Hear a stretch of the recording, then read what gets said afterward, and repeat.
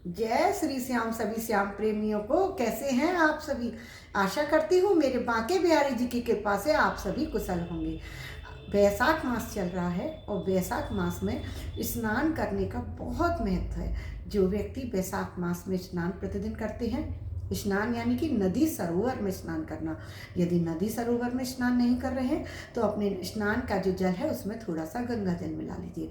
और स्नान करने के बाद जो 5 कहानियाँ सुनते हैं प्रतिदिन, प्रतिदिन नहीं सुन सकते तो महीने में 7 दिन का जो नियम लेते हैं, उनके जीवन के सारे पाप नष्ट हो जाते हैं और उनके घर में सुख शांति समृद्धि की वृद्धि होती है। तो वो 5 कहानियाँ कौन सी हैं वो मैं आपको बताती हूँ। पहली कहानी है बंदरी की कहानी, दूसरी कहानी है बड़ आकड़ा पीपल सींचने की कहानी, तीसरी है बरकत देवता की कहानी, चौथी है तुलसी माता को सींचने की कहानी और 5वीं है कीड़ी नगरी की कहानी, कीड़ा नगरी की कहानी। कीड़ी नगरा क्या होता है वो मैं आपको बताती हूँ। कीड़ी नगरा यानी कि चींटियों की बस्ती। चींटियाँ जहाँ रहती हैं ना, जहाँ आपको चींटियों का घर दिखाई दे, बहुत सारी चींटियों का झुंड दिखाई दे। उनका आपने देखा होगा जैसे सांप का बिल होता है, इसी तरीके से चींटियों के भी बिल बने होते हैं मिट्टी में पेड़ों के पास, तो उसको बोलते हैं कीड़ी नगरा। कीड़ी नगरा की जो व्यक्ति कहानी सुनता है वैशाख मास में, उसके जीवन में सारे पाप नष्ट हो जाते हैं। तो कीड़ी नगरा की कहानी सुनने का क्या महत्व है, उसकी क्या कहानी है वो मैं आपको सुना रही हूँ। एक सेठ थे, उनके पास बहुत धन था और धर्म कार्य भी बहुत करते थे। उनकी 2 बेटियां थी, घर में अपार संपत्ति थी और नौकर चाकर ने बहुत सारे लगा रखे थे। आए दिन घर में धार्मिक कार्य होते रहते थे, गांव वाले उनकी वाह वाह करते रहते थे। बस सेठ जी में एक कमी थी कि वो हमेशा ये चाहते थे कि सब लोग तारीफ में ये कहें कि हम तो भाई आपके भाग्य का ही खा रहे हैं, हम तो भाई आपके भाग्य का ही खा रहे हैं। बस उनको अपनी वाह वाह सुनने का शौक था। एक दिन ऐसा हुआ, उन्होंने अपनी दोनों बेटियों को भी अपने पास बुलाया।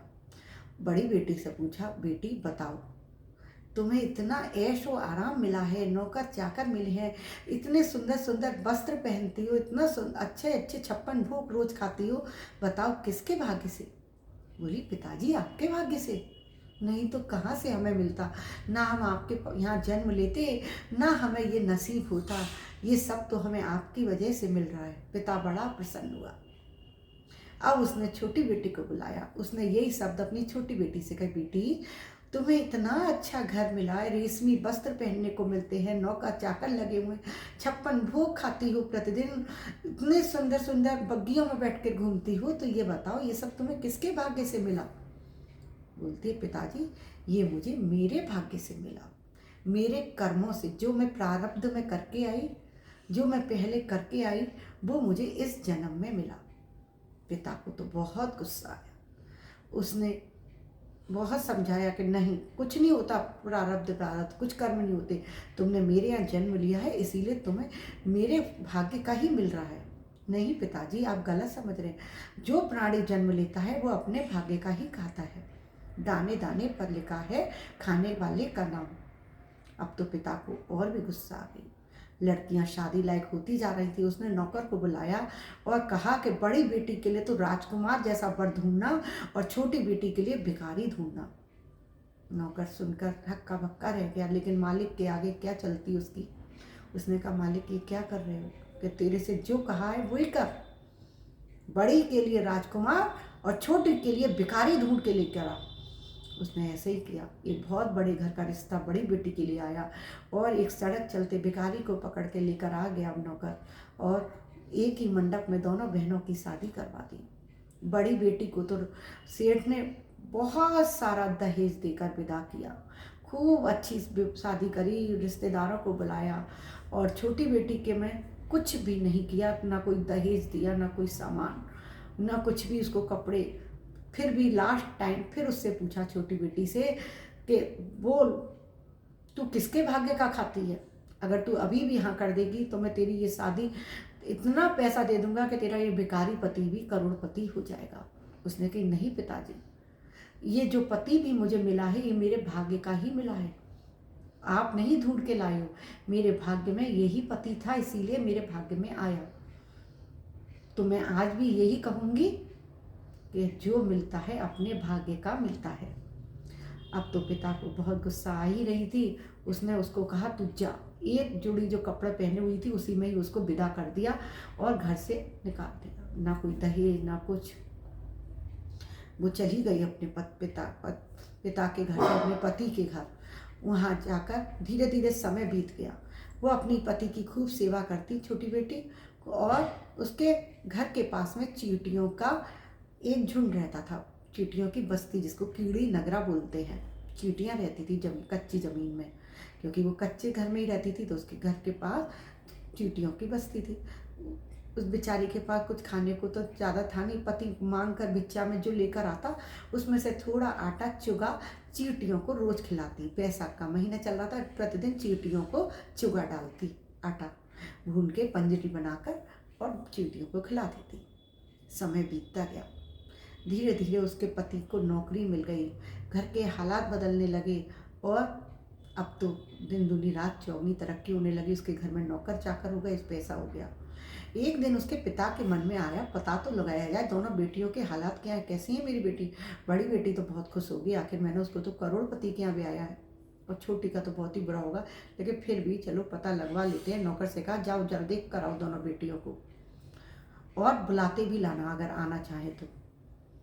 नौकर गया, दोनों बेटियों को अपने साथ लेकर आ जाता है। पिता बड़ी बेटी को देखकर चौंक जाता है, वो तो बिल्कुल फटे पुराने कपड़े पहनकर आई। पिता ने कहा ये क्या हुआ? कि पिताजी इनका सारा कारोबार खत्म हो गया, क्योंकि खेतों में आग लग गई थी, फसल बर्बाद हो गई, और इतना उधार ले रखा था, लोन ले रखा था, सब लोगों ने सारा घर भी छीन लिया और हम लोग सड़क पे आ गए। अब हम भिक्षा मांग कर ही घर जीवन काट रहे हैं। उधर छोटी बेटी आई तो देखा कि वो तो बग्गी में बैठकर आई है, हीरे जवाहरातों से लदी हुई है, सुंदर सुंदर रेशमी वस्त्र पहनी हुई है, और बहुत सारा सामान लेकर आई अपने पिता के घर के लिए, गिफ्ट्स लेकर आई। पिता ने पूछा बेटा तेरे ये हालत कैसे बदल गए, तुझे तो मैंने भिखारी को भी आया था। तो बोली पिताजी मैंने कहा था ना, जो मिलता है अपने भाग्य का मिलता है, मेरे भाग्य में सुख था तो मुझे मिल गया। पिताजी बोले कि फिर भी बेटा ऐसा क्या किया तूने? उसकी बहन ने भी पूछा बहन तूने क्या किया? बोली मैंने तो कीड़ी नगरा की कहानी सुनी, बैसाख मास में स्नान किया और कीड़ी नगरा सींचा, चींटियों को चुगा चुगाया, और प्रतिदिन 5 कहानियाँ सुनी, पति की सेवा करी, और आक बड़ पीपल सींचे, तुलसी सींची, बांदरी की कहानी सुनी, बरकत देवता की कहानी सुनी जिससे मेरे घर में बरकत हुई है ना। तुलसी सींचने से तुलसी माता ने कृपा करी, चींटियों का कीड़ी नगरा सींचने से मुझे मेरे जीवन में यश आ गया। कहते हैं कि हमारे पास ज़्यादा पैसा नहीं है, हम पूरे समाज को भोजन नहीं करा सकते। कहते हैं ना कि भोजन कराने का, गरीबों को भोजन कराने का बहुत फल मिलते हैं, भूखे को खाना खिलाओ, लेकिन हमारे पास इतना सामर्थ्य नहीं है कि हम उतना सबको खिला पिला सकें। इसीलिए कीड़ा नगरा की कथा बताई गई।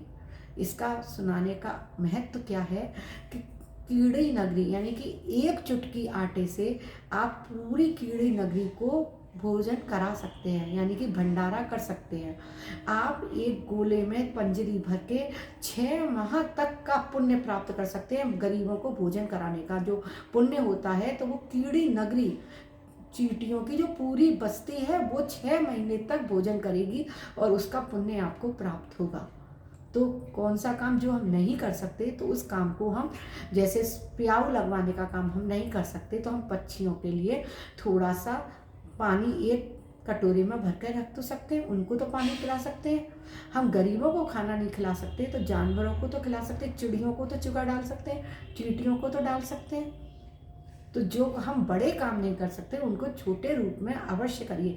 हम तीर्थ यात्रा पर नहीं जा सकते, हम पे इतना धन नहीं है, तो हम बड़ पे पीपल, आकड़ा, नीम, तुलसी इनकी पूजा करके तो पूजा कर सकते हैं, इनको सिंचित कर सकते हैं, क्योंकि ये हिंदू धर्म के पवित्र वृक्ष हैं।